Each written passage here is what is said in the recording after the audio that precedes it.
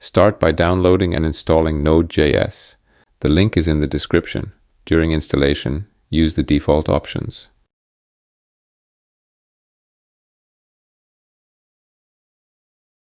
Next, open the command prompt and type npm install n8n-g to install n8n.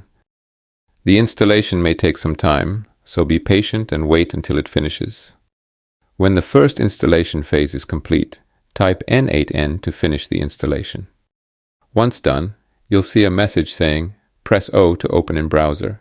Now, press O to open the n8n account setup page. Follow the steps to set up your account. After completing the setup, you'll gain access to the n8n application.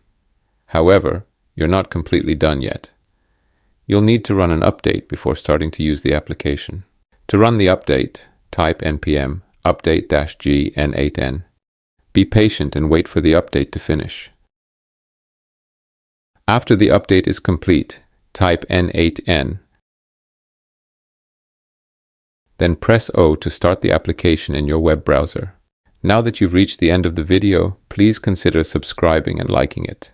Feel free to ask any questions or leave a comment. Thank you.